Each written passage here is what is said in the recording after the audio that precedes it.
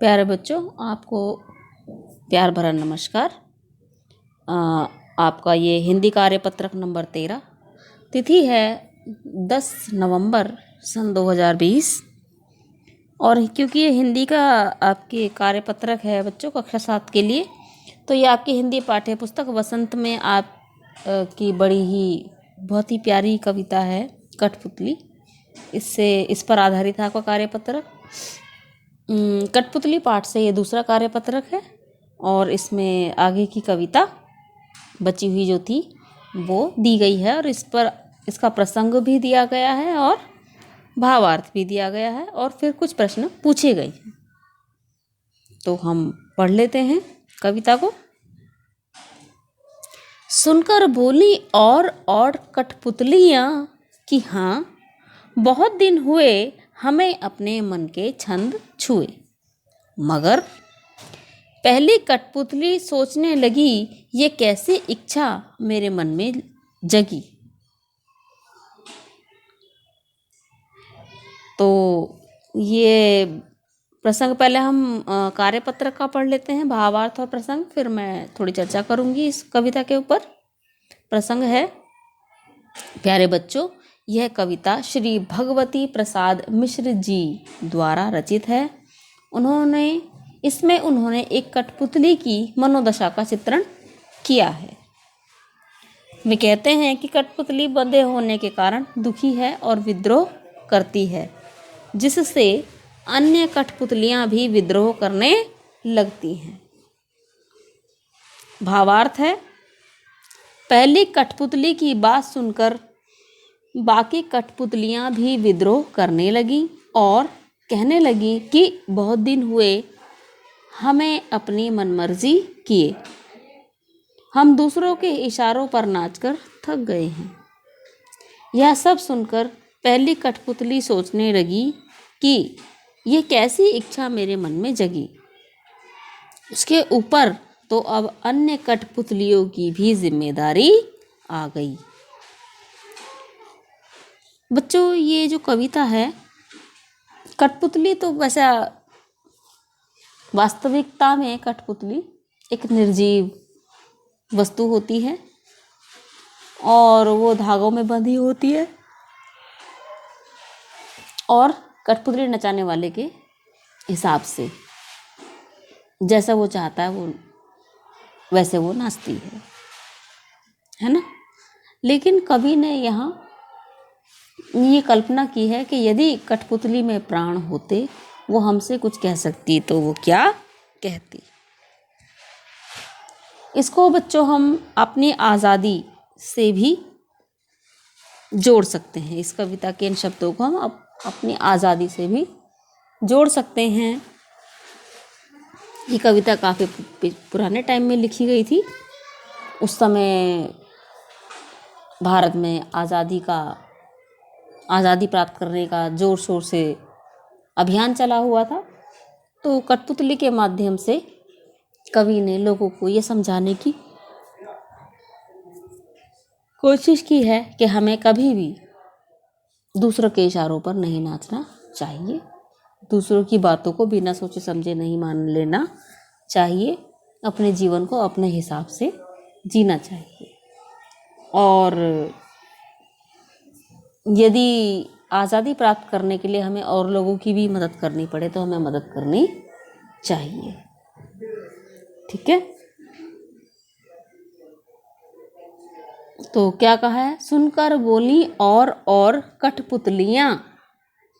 जब एक कठपुतली के मन में आज़ाद होने की बात आई, पिछली कविता के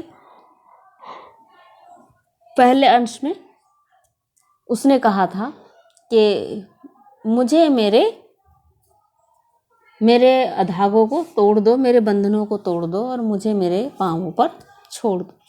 जब एक कठपुतली ने यह आवाज़ उठाई तो ये बात सुनकर के और कठपुतलियाँ भी बोली कि हाँ, बहुत दिन हो गए हमने अपने मन की कोई भी इच्छा पूरी नहीं की है, कोई भी काम अपने मन से नहीं किया है, हम सारे काम धागों में बंधे होकर के कठपुतली वाले के इशारे पर करते हैं। तभी ये बात सुन करके पहली कठपुतली ये सोचने लगती है कि अरे ये कैसी इच्छा मेरे मन में जगी, और मेरी इस इच्छा को के जगने से ही अब मुझे मेरे साथी भी आज़ाद होना चाहती हैं और मुझे इनकी भी मदद करनी होगी।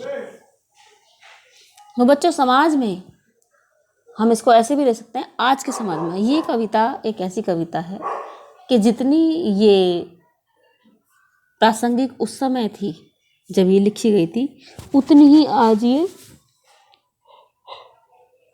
भी प्रासंगिक है, और मेरे विचार से ये आगे भी उतनी ही आवश्यक रहेगी। कैसे बच्चों? देखो, आज भी हमारा समाज बहुत सारे बेकार से रीति रिवाजों में जकड़ा हुआ है। बहुत सारी मान्यताएं ऐसी हैं जो समाज को आगे बढ़ाने में साथ नहीं दे रही हैं। ठीक है, अब वो बहुत सारी बुरी चीज़ें हैं, कुछ लोग उसके हिसाब से हम जीवन जीते चले जा रहे हैं हमारा समाज। लेकिन कुछ लोगों को वो चीज़ बुरी लगी, उन्होंने उसके खिलाफ आवाज़ उठाई, यानी पहली कठपुतली की तरह, है ना, कि इस रीति रिवाज को ख़त्म कर देना चाहिए।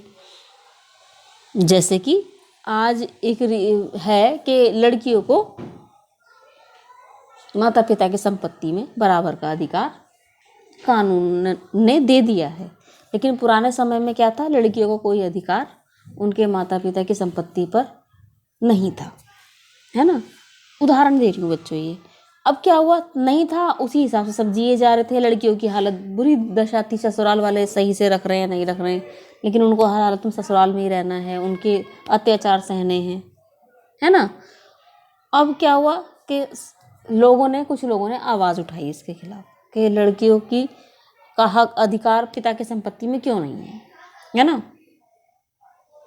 पहले कुछ लोगों ने आवाज़ उठाई, उनका विचारों का विरोध भी हुआ, लेकिन उन लोगों ने इससे हार नहीं मानी, और लोग भी जुड़ते गए, समाज के और लोग भी उससे जुड़ते गए, और एक दिन सरकार को मजबूरन ये कानून बनाना पड़ा कि लड़कियों का भी अधिकार है पिता की संपत्ति में बराबर का, है ना।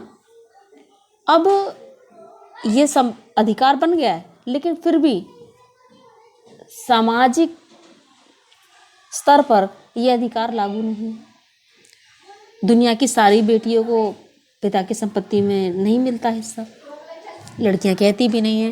तो इस विचारधारा को हमने कानूनन रूप से बदला है, लेकिन विचारधारा को बदलने में समय लगेगा, जिसके लिए हम सबको, जो हम पुराने रीति रिवाजों के बंधन में जकड़े हुए हैं ना, इन बंधनों को तोड़ना होगा।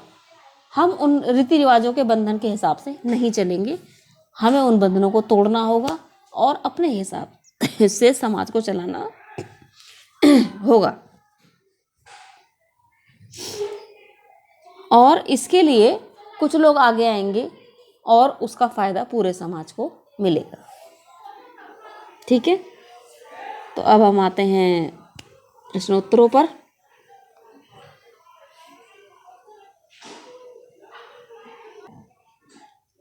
हाँ, तो बच्चों का प्रश्नोत्तरों पर पहला प्रश्न देख लेते हैं हम लोग। पहली कठपुतली की बात सुनकर बाकी कठपुतलियों ने क्या कहा? सीधा सा प्रश्न है, प्रसंग में भावार्थ में दिया गया है, मैंने लाल रंग से इसको निशान लगाया हुआ इस पे।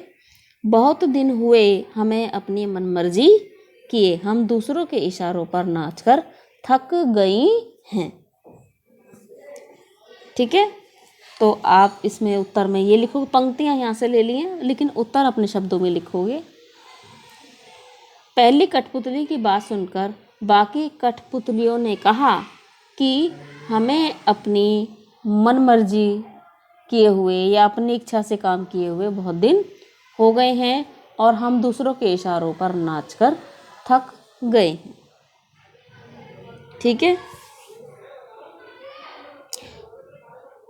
प्रश्न 2, पहली कठपुतली की बात दूसरी कठपुतलियों को पढ़कर क्यों अच्छी लगी? बेटे ये थोड़ा मिसप्रिंट है, सुनकर, है ना, क्यों अच्छी लगी? तो बच्चों, आज़ादी सभी को प्यारी है, चाहे वो अपने विचारों से हो या सरकार के बुरे कानून मान्यताओं से हो, समाज की बुरी मान्यताओं से हो। ठीक है, तो आज़ादी सभी को प्यारी है, सभी आज़ाद होना चाहते हैं, क्योंकि पहली कठपुतली आज़ाद होने की बात कर रही थी, आज़ादी की बात कर रही थी, अपने अधिकारों को पाने की बात कर रही थी, इसलिए उसकी बात अन्य कठपुतलियों को भी अच्छी लगी। तो हम इसको ऐसे लिख सकते हैं, पहली कठपुतली की बात दूसरी कठपुतलियों को सुनकर, आप सुनकर लिखोगे, सुनकर इसलिए अच्छी लगी क्योंकि पहली कठपुतली ने अपनी आज़ादी की बात की थी और वह अपने साथ साथ और लोगों को भी आज़ाद करने की कोशिश करने की बात कह रही थी, इसलिए सभी कठपुतलियों को उसकी बात अच्छी लगी। तीसरा प्रश्न, दूसरी कठपुतली की बात सुनकर पहली कठपुतली क्या सोचने लगी? दूसरी कठपुतलियों की बात सुनकर पहली कठपुतली क्या सोचने लगी बच्चों? तो ये यहाँ पर पीले रंग से मैंने निशान लगाया हुआ है। पहली कठपुतली सोचने लगी कि यह कैसी इच्छा मेरे मन में जगी। तो दूसरी कठपुतलियों की बात सुनकर पहली कठपुतली सोचने लगी कि आज जो मैंने अपने आप को आज़ाद होने की बात अपने मन में सोची है, ये मेरे मन में कैसी इच्छा जगी। ठीक है। प्रश्न 4, आपको कठपुतली की तरह दूसरे के इशारों पर नाचना पड़े तो आपको कैसा लगेगा और क्यों? बच्चों, ये प्रश्न पूरी तरह से आपके लिए है। आप अपने आप को ये सोचो कि अगर आपको कोई घर में अपना ही काम बताते जाए, आप अपना पसंद का कोई काम ना कर पाओ और घर में आपको सब काम बताते जाएं, आपको कैसा लगेगा? आपको कोई बोलने का अधिकार ना हो, ना बैठने का, जैसे सब बोलें वैसे ही आपको करना पड़े, कैसा लगेगा आपको? अच्छा लगेगा? मुझे तो ये अच्छा नहीं लगेगा। ठीक है, तो मैं अपनी तरफ से अब जो मेरी समझ में आ रहा है मैं उत्तर दे रही हूँ, लेकिन आप अपना उत्तर अपनी समझ के हिसाब से लिखना कि हाँ, हमें कठपुतली की तरह दूसरों के इशारों पर नाचना पड़े तो हमें बहुत बुरा लगेगा, क्योंकि दूसरों के हिसाब से काम करने में कोई सुख नहीं होता। हम मनुष्य तो क्या, जीव जंतुओं को भी आज़ादी प्यारी होती है। प्रश्न 5, क्या हम सभी टीवी, मोबाइल, इंटरनेट के हाथों की कठपुतली हैं? कैसे? तो ये उत्तर भी मैं अपने हिसाब से दे रही हूँ, आप अपने हिसाब से उत्तर लिखिएगा। हाँ, हम सभी टीवी, मोबाइल, इंटरनेट के हाथों की कठपुतली हैं। कैसे? देखो, टीवी के जो प्रोग्राम हैं वो अपने टाइम पर फिक्स हैं, है ना? ऐसा तो नहीं है कि मुझे सुबह मेरे पास फ्री टाइम है तो मैं रात के 9 बजे जो प्रोग्राम आ रहा है उसको मैं सुबह देख लूँ, या जो फिल्म परसों आनी है, आने वाले परसों में आनी है तो मैं आज ही देख लूँ। नहीं, टीवी में तो वो तभी आएगी, हालांकि मोबाइल वगैरह पे देख सकते हो, लेकिन टीवी में तो वो तभी आएगी, है ना? तो मेरे जो दिनचर्या है वो किसके हिसाब से, आज हम लोगों की दिनचर्या किसके हिसाब से सेट होती है? टीवी, मोबाइल और इंटरनेट के हिसाब से। हमारी सोच कौन डेवलप कर रहा है? इंटरनेट। ये फेसबुक और व्हाट्सएप जो आप देखते हैं, ठीक है, इंस्टाग्राम देख रहे हैं, ट्विटर देख रहे हैं, इससे क्या है, हम लोगों की सोच विकसित हो रही है, हम वैसा ही सोच रहे हैं। फेसबुक का तो इतना बुरा हाल है बच्चों कि इसने हमारी सोच को बांध दिया है। इसमें ऐसी पोस्ट ज़्यादातर आती हैं कि आपको वो दबाव डालती हैं आपके दिमाग में, ऐसा कि वैसा ही सोचो, जैसी पोस्ट आई है आप वैसा ही सोचो। ऐसा फेसबुक में है, यदि आप ध्यान से देखें तो यानी ये हमें, ये जितने भी गैजेट हैं, टीवी है, मोबाइल है, इंटरनेट है, ये हमें अपने हाथों की कठपुतलियाँ बना रहे हैं। ये हमें वैसा ही हमारा दिमाग सोचने का तरीका विकसित कर रहे हैं। ठीक है, उम्मीद करती हूँ आपको ये कार्यपत्रक समझ में आ गया होगा। आपका बहुत बहुत धन्यवाद।